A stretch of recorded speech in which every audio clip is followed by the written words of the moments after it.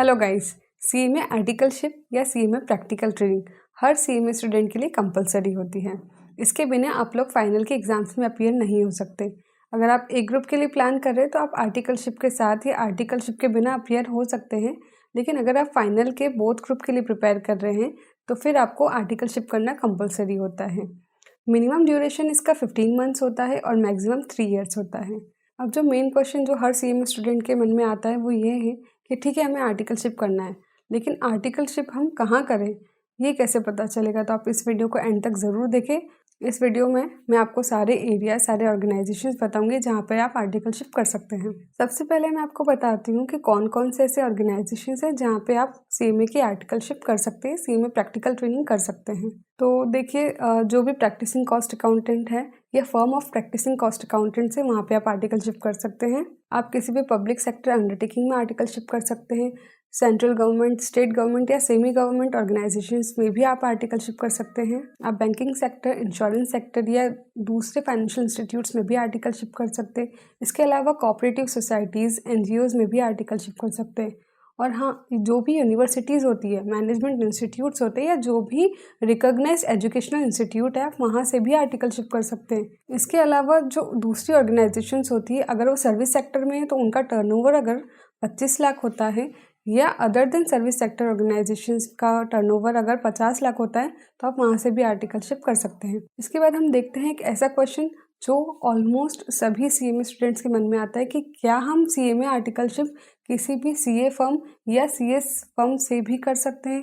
तो जी हाँ, आप फर्म ऑफ चार्टेड अकाउंटेंट्स या फर्म ऑफ कंपनी सेक्रेटरी से भी आर्टिकलशिप कर सकते, लेकिन इसके लिए कुछ कंडीशन है। जिस भी सीए या सीएस फर्म से आप आर्टिकलशिप करना चाहते हैं वहाँ पे एक सेपरेट मैनेजमेंट कंसल्टेंसी डिवीजन होना चाहिए जहाँ पे आपका एक्सक्लूसिव वर्क हो और जो भी आपका एक्सपीरियंस हो उसे हम परसेंटेज बेसिस पर डिवाइड कर सकें।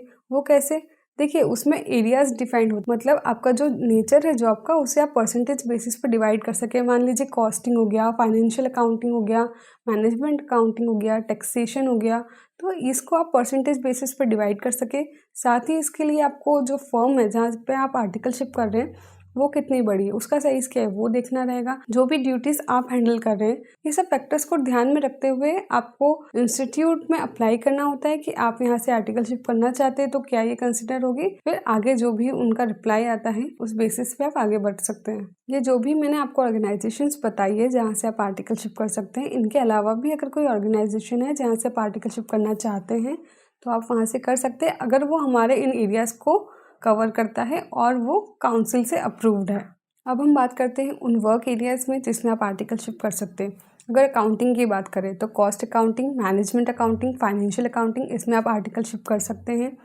अगर मैं टैक्सेशन की बात करूँ तो आप डायरेक्ट टैक्सेशन, इनडायरेक्ट टैक्सेशन दोनों में काम कर सकते हैं आर्टिकलशिप में।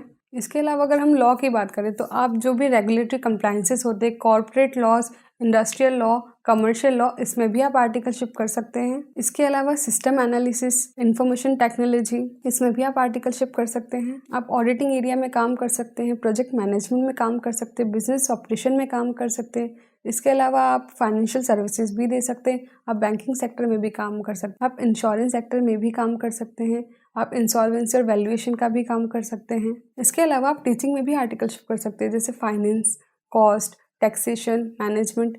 इसके अलावा आप इंजीनियरिंग सर्विस में भी आर्टिकलशिप कर सकते हैं। इंजीनियरिंग सर्विसेज जिसमें प्रोडक्शन इन्वॉल्व है, प्रोडक्शन ऑफ पावर या मैन्युफैक्चरिंग एक्टिविटीज़ इन्वॉल्व है, project planning and management involve है, क्वालिटी असेसमेंट और सप्लाई चेन मैनेजमेंट इन्वॉल्व है, तो आप यहाँ पर भी आर्टिकलशिप कर सकते हैं। इन एरियाज़ में भी आप आर्टिकलशिप कर सकते हैं। इसके अलावा भी कोई एरियाज़ जो कि काउंसिल अप्रूव करता है तो आप उस एरिया में भी आर्टिकलशिप कर सकते हैं। गाइस देखिए, इतने सारे वर्क एरियाज़ हैं जहाँ से आप आर्टिकलशिप कर सकते हैं, इतनी सारी ऑर्गेनाइजेशंस हैं जहाँ पे आप आर्टिकलशिप कर सकते हैं। तो आई होप इस वीडियो के बाद आपको समझ में आया होगा, आपको पता चला होगा कि आप किन किन एरियाज़ में, आपको थोड़ी क्लैरिटी हुई होगी कि आप किन किन एरियाज़ में आर्टिकलशिप कर सकते हैं, कौन सी ऑर्गेनाइजेशंस आर्टिकलशिप के लिए कवर्ड होती है और कौन सी नहीं।